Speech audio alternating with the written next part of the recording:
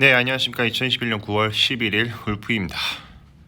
중국 공산당 규제, 이 산업은 밀어주는 산업이라는 내용으로 오늘 아침에 픽한 종목은 ETF는 타이거 차이나 전기차 솔로액티브입니다. 이 차이나 전기차에 대해서는 매수 의견을 드리는 부분이고요.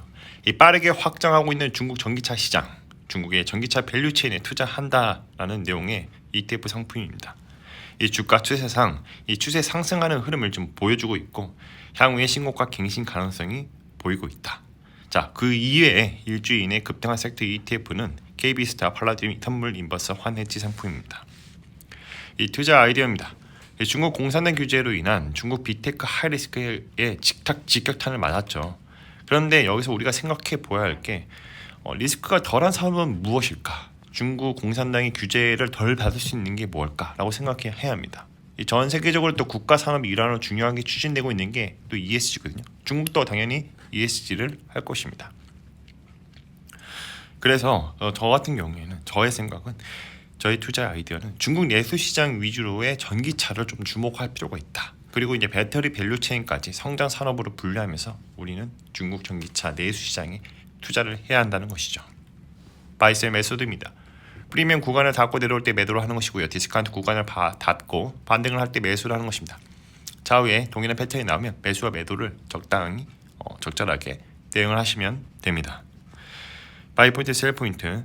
고점 이후의 하락 구간은 사실 이 하락은 투자 아이디어나 이런 것들이 훼손돼서 그런 게 아니라 중국 빅테크 규제로 인한 시장 전체로 인한 주가 디스카운트가 발생한 것입니다.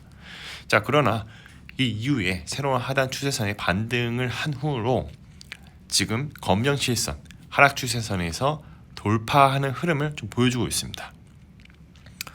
그렇기 때문에 제 생각은 이게 단순히 중국 전체 시장에 대한 디버프이기 때문에 하락에 대한 압박을 받아서 잠깐 내려온 것이지 여기에 대한 투자 아이디어나 펀더멘탈이나 모멘텀들이 훼손이 되지 않았다는 것입니다.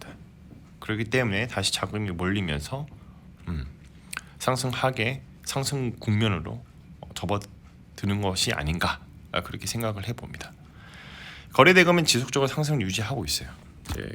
계속 들어오고 있는 추세로 있고 수익률 그래프로 보면 지금까지 계속 이제 신고가를 갱신하다가 잠깐 떨어진 걸로 보이죠.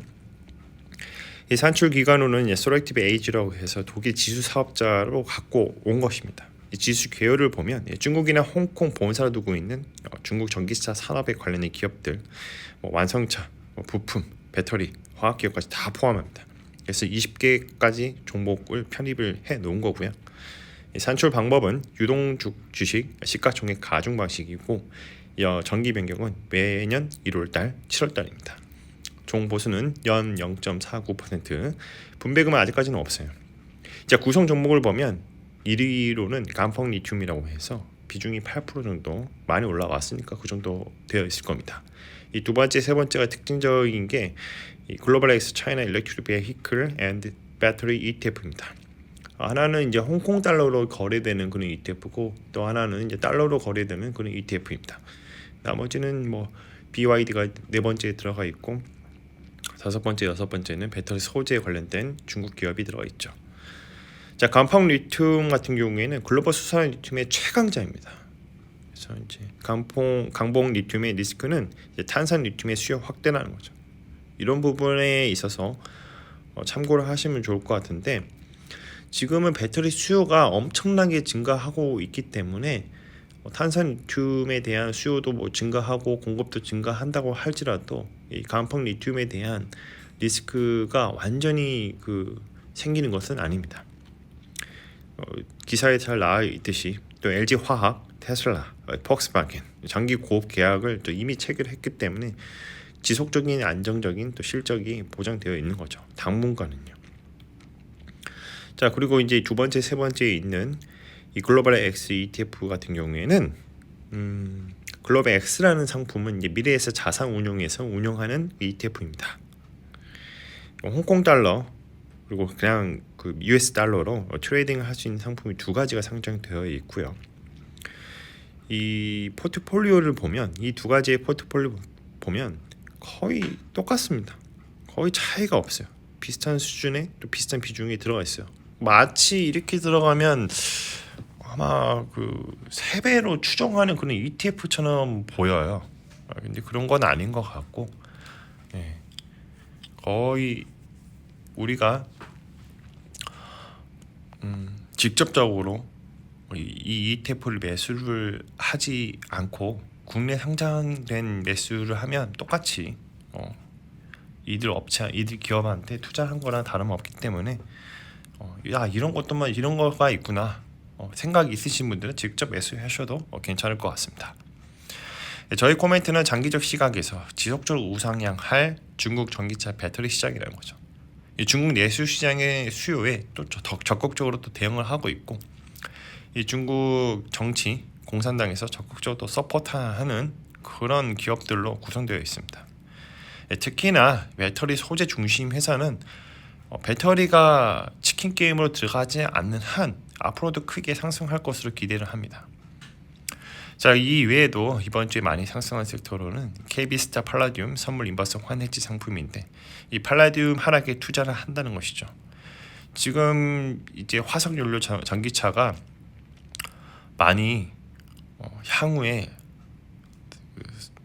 덜 쓰게 될 것입니다. 그리고 덜 제조할 것이고요. 그러다 보니까 가격이 좀 반영되는 부분도 있고, 전기차 위주로 시장이 또 이제 수소차 위주로 시장이 재편되다 보면 이 팔라디움이 많이 덜 사용할 수 있는 그런 환경이기 때문에 팔라디움의 가격이 고점을 찍고 지금 하락한 게 아닌가 그렇게 생각을 해봅니다. 내부 포트폴리오에는 미달러 선물 환해지 상품이기 때문에 숏 포지션이 들어가 있고, 팔라디움 선물의 12연물 만기가 마이너스 0.88 숏 포지션으로 되어 있습니다. 마무리하겠습니다. 가격은 어떻게 결정되는가? 수요와 공급의 법칙을 따르게 되는 것이고요. 리얼 옵션이 발생하게 되면 가격의 이슈가 발생하게 되고, 주가는 계단식으로 또는 급등하면서 가속화가 발생합니다. 가격이 바뀌면 사람들의 생각이 바뀌겠죠. 주가의 흐름은 원래 펀더멘털로 수렴하게 되는데, 이를 리얼 옵션의 만기라고 합니다. 모든 가격은 시간에 종속되어 있으며 이 세상에는 영원한 것은 없습니다. 역사는 반복되고요. 절대로 시장을 이기려 가지 말자. 미스터 마켓은 항상 옳다라는 생각을 가지자입니다. 자, 오늘은 타이거 차이나 전기차 솔액티브에 대해서 말씀을 드려봤고, 빠르게 확장하고 있는 중국 전기차 시장과 밸류체인에 투자를 한다라는 내용이며, 이 주가 추세상 상승하는 흐름을 보여주고 있고 향후에 신고가 갱신 가능성이 충분히 보인다라는 내용입니다. 컨텐츠가 좋았다면 구독과 좋아요, 알람 설정 부탁드립니다. 오늘도 들어주셔서 감사합니다.